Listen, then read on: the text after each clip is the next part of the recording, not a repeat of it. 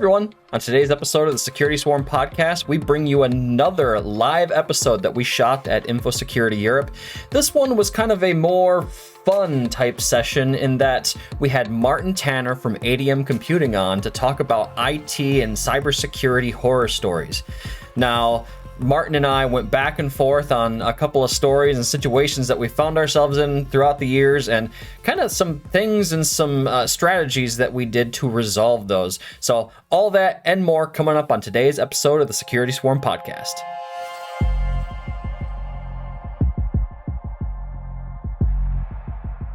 All right, it's 2 o'clock and we're live at Infosecurity Europe, and it's time for another episode of the Security Swarm podcast, the podcast that brings you the knowledge and insights straight from the security lab here at Morning Security. As always, I'm your host, Andy Sowich, and today I'm joined by Martin Tanner. How's it going, Martin? Very good, very good. Thank you for having me.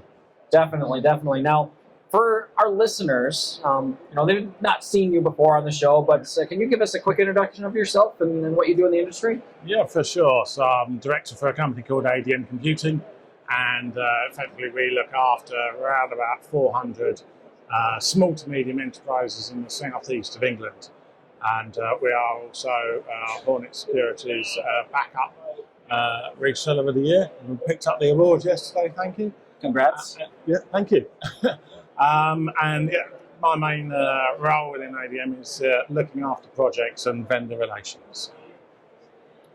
So, looking after projects and vendor relations, your position within your organization really lends itself well to our topic today. And today's going to be a little bit of more of a fun episode, I would say, in that we're talking about cybersecurity horror stories, right? So, I know you've got some to share, and I guess I'm going to pick up myself first, and I'll start with a cybersecurity horror story. So I think we've got, between the two of us, we've got 5 or 6 to share, kind of depending on, the amount of time we have. But I guess if I'm going to start with, maybe my most unique cybersecurity horror story. And what's interesting about this is after the organization I worked with helped on this case, I thought it was like my truly unique horror story. And then after some searching, and I found that, oh hey, this happened before elsewhere. So if I want to frame up this story, we were working with a manufacturing organization that had a nice finished lobby, right? Nice and fancy. And in the lobby was this seemingly harmless fish tank, right?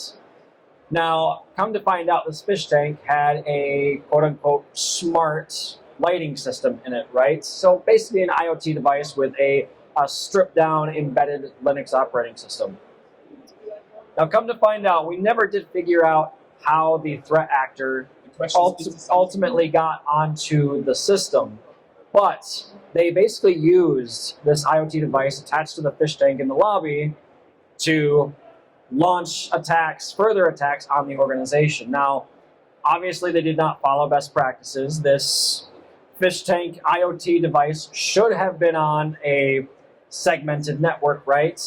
And again, like I said, we never really figured out how the threat actor ended up on there, and it could have been any number of ways, right? So a lot of those types of IoT devices have some sort of phone application or some way that they phone out to the internet. We figured maybe they had an exploit that accessed it from the internet, or they also had a Bluetooth local connectivity option as well too, where we could see maybe they just pulled up into the parking lot and got close enough to connect via Bluetooth. It was enough to get shell access, set up persistence, and then drive away and then do what they need to do later. So we never did figure that piece of it out, but that was one of the more truly unique cases. So ultimately what they did is they installed ransomware at various parts throughout the organization using that IoT device, and ultimately we're trying to ransom money out of the organization, right? So I don't want to say thankfully, because you never want to say thankfully when you're talking about ransomware, but thankfully it was a cleanup operation on 3, maybe 4 machines and a file server, and it didn't go any deeper than that. So I mean, in terms of the scope of the attack, it wasn't overly large, but I always just felt like, the vector, how they got in was fairly interesting. So now when people ask me, like, what's the most interesting security thing you've seen? Well, I worked with an organization that's one time, I worked for an MSP, I should say, that worked for an organization that was hacked via the fish tank in their lobby. So that's my starting story, I'm going to say. And I'll pass it over to you now for your story. Yeah, well, I think I've got a similar one about perhaps a device that wasn't being looked after or updated, which was a video conferencing system, which was fitted in and forget as such. Hold the mic just a little bit closer. Sorry. Perfect. Thank you. A little bit similar, I guess, Andy.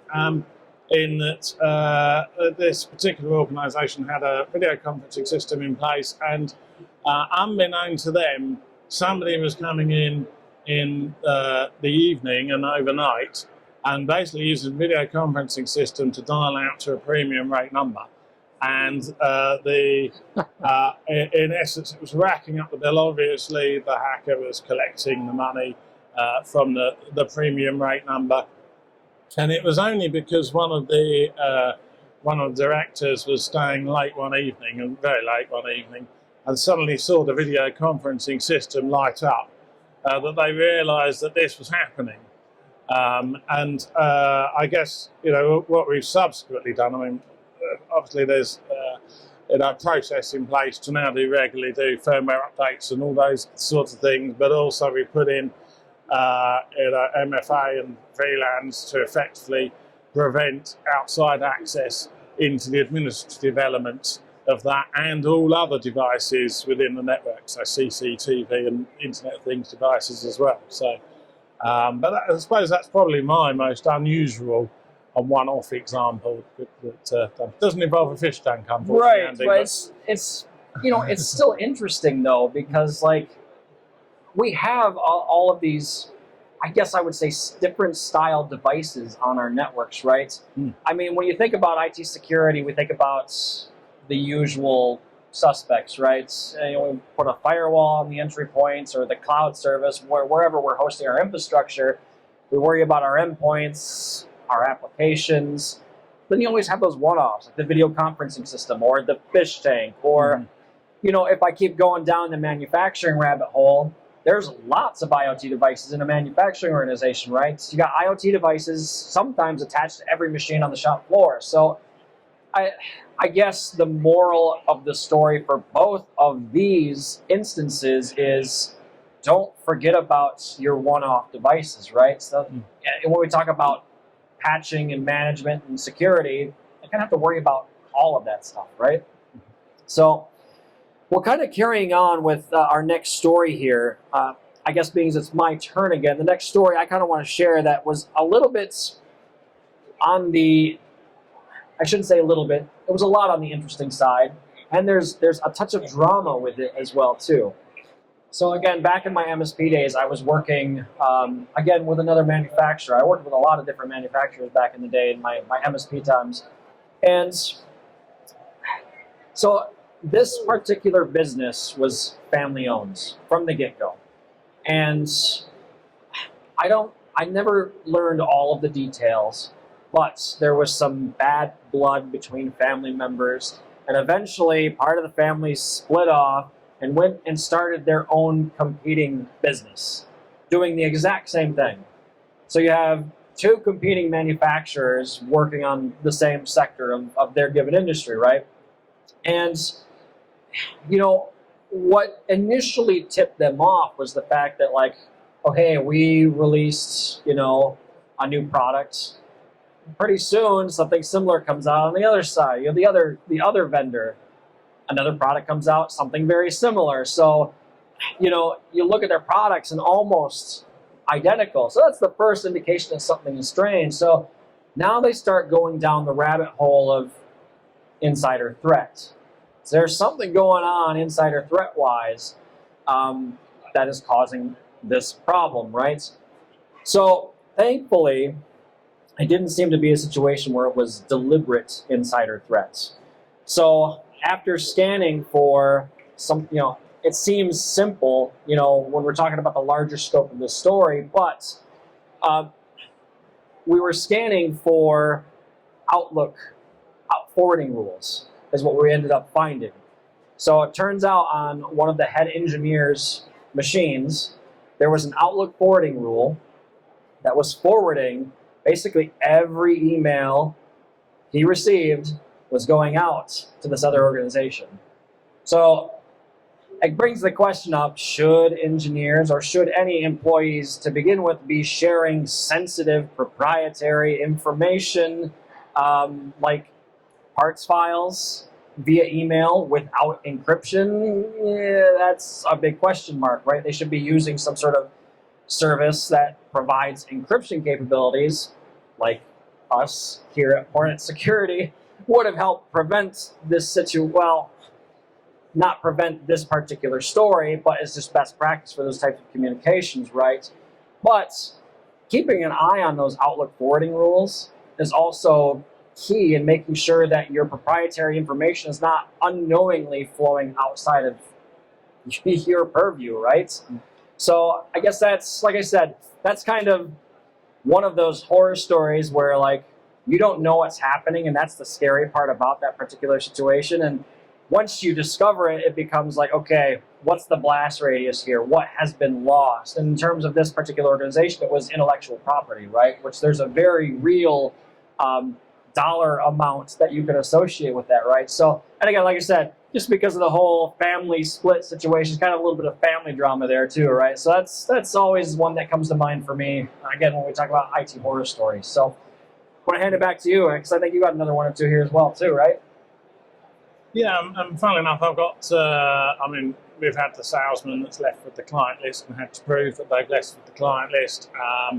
But I guess what that reminded me of is a scenario I had recently. A friend of mine, so not actually a client of ours, started work for a charity, and there was almost instantly an internal investigation around financials, and okay. Both the head of the board of trustees and the ops manager left in quick succession, and they basically deleted all of the evidence, for want of a better phrase.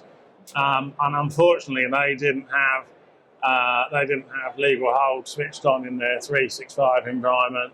And they didn't have backups outside, so it's been a lot of fast running there. Oh wow! And I also think another example, I guess, of where you need to focus around email or your 365 security is we've had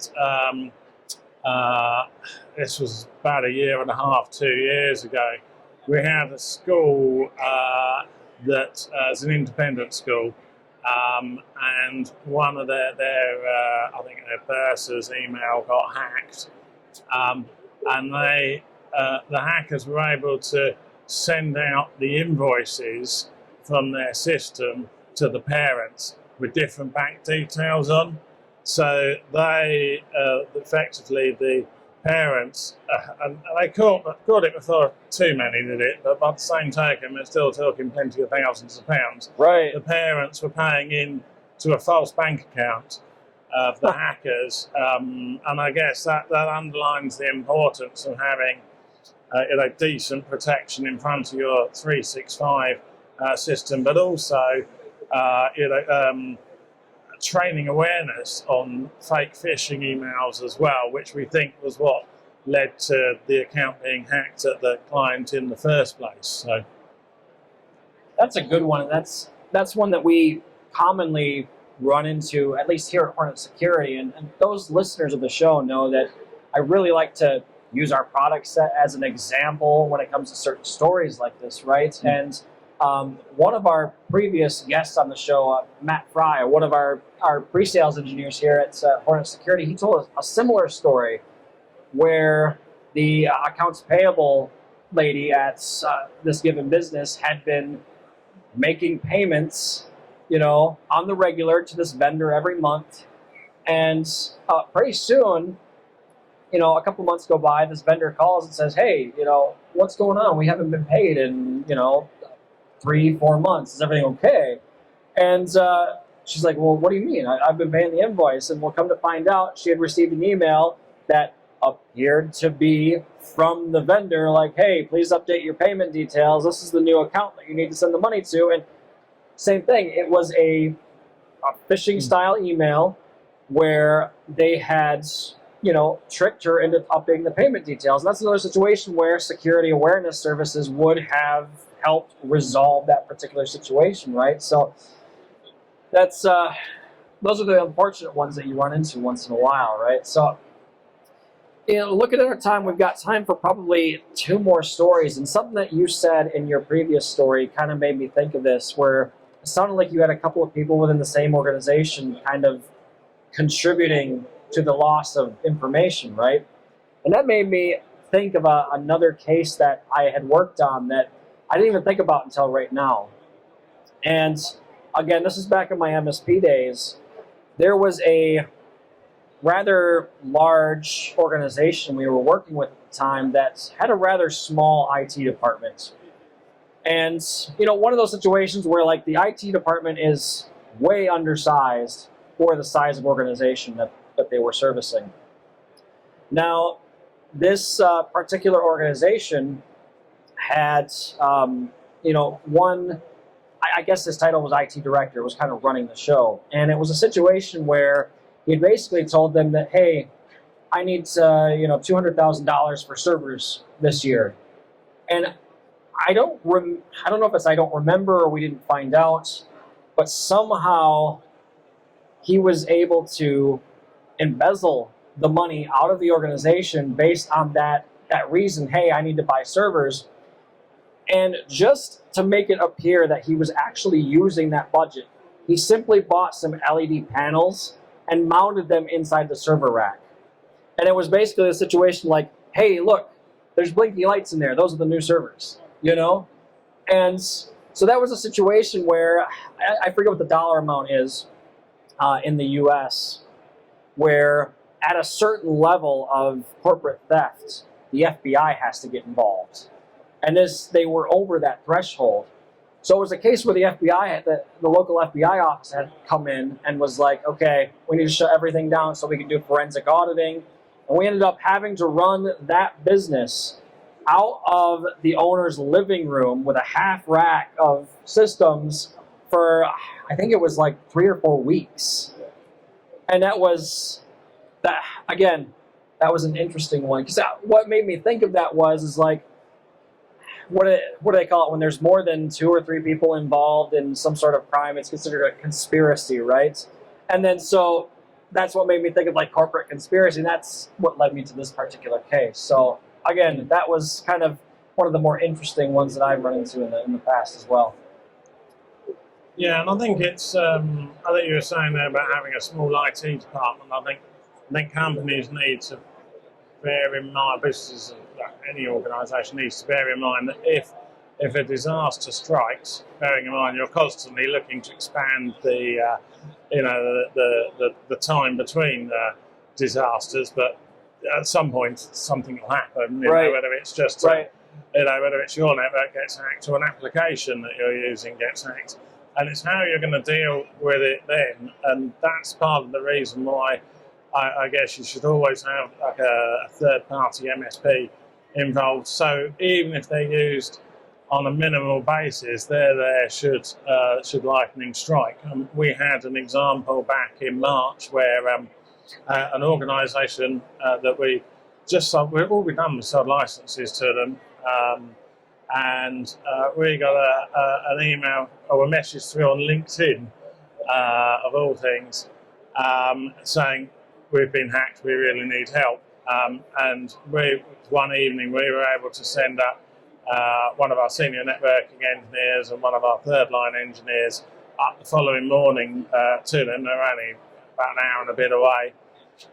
But all we knew when we got to the organisation was the address and the name of the IT manager. Oh, wow. Going in so blind. We knew nothing about the network at all. It was one chap basically ran the network, and their entire network had been flattened, 50 or so machines, server environment. Oh, wow. And that took that took around about 2 or 3 days to resurrect. But in the meantime, the ransomware guys had said they got 61 gigs of data and wanted 450,000 euros for it. And then as we were putting various security in place, we found that one of the PCs that had been restored was dialing out at 8 o'clock every morning to a known hacker website. And then as soon as we stopped it from doing so, the hackers were phoning in. The reception, we had the receptionist in tears at one point, and they were being really very threatening about releasing this data to their clients. Involved the police and so forth. And now obviously they're in a better place security-wise. They have air-gapped backups, which I would suggest is vital these days. But it's a painful experience that nobody wants to repeat. It's about having those processes in place and having a third party to come in and do even if it's just a sanity check. We have a number of clients just come in and just ask us to sanity check what they're doing in their networks at times. Right. Definitely, yeah. That use of a third party to just keep everyone honest and make sure everything is as it should be is really helpful in this situation. So in that particular case, I have to imagine, so they ransomed, you said 61 gigs of data, I think, right? Yeah. And then they were calling in and hassling people too. Yeah. And so that's one of those situations where that's almost the backup plan for the threat actor, right? It's like, okay, if you're not going to pay the ransom, I'm going to harass your organization. Or the other common tactic I've seen recently is, okay, you don't pay up the ransom, we're going to release this information to the public, right? Yeah. Which is a whole other issue. So it's an interesting world we live in. So I think we've got time for one more story in this episode, and I'm just going to wrap up with a hypervisor story that I ran into one time. And again, this is a situation back in my MSP days where we had a customer with multiple data centers, and they were setting up a vSphere host for their off-site data center. And really, the issue from this story stems from the fact that there was a breakdown of communication within this organization's IT department, because the virtualization team sets up the new virtualization host, they get it all configured. Mistake one was leaving the default credentials in place. So the default credentials were still in place. I forget what version of vSphere this was at the time, 4, 5, something along those lines. Anyway, they shipped the hypervisor off to the offsite location, and they contact the NetOps team and say, hey, we need a drop for this inside of the data center. Oh yeah, use the hanging cable in rack 15 or whatever it was. And they plug it in and they walk off their merry way. Well, a couple of days go by, and all of a sudden weird stuff starts happening in the environment. Eventually they get ransomware. So when they brought us in to figure out what was going on, it was discovered that drop that the NetOps team had told them to use was actually routed out direct to the internet. So, threat actors were able to determine that, hey, this is a vSphere host. Oh, hey, let's try the default credentials, which is what they're going to try first. And surprise, it works. So then when we finally were able to get onto the vSphere box by forcing a password change using the local console, we found that they had deployed a VM and were basically using it as an attack machine. And that's how they were, impacting the rest of the organization from there. So the moral of this story is proper controls on usernames and passwords, which is a given, but also from the NetOps and networking standpoint is that drop should not have been live to be at the get-go and should not have been routed out to the internet, right? So well, with that, Martin, I think we are about at time for the show. I want to thank you for coming and sharing your knowledge. It's been great having you, and really appreciate it. No, thank you very much. Very much appreciated. It's been great. Definitely. It's been fun. And those of you watching or listening, depending on your platform, really appreciate you watching. If you found value in this episode, we are available on all the major podcasting platforms, so Google Podcasts, Apple Podcasts, AWS. We're out on YouTube as well if you'd like the video version of this. And again, this episode being the last of our 3 live episodes shot here at Infosecurity Europe. I'm sure we'll be back next year with more live episodes. In the meantime, stay safe out there, everybody. Have a good one. We'll talk to you later. Thank you.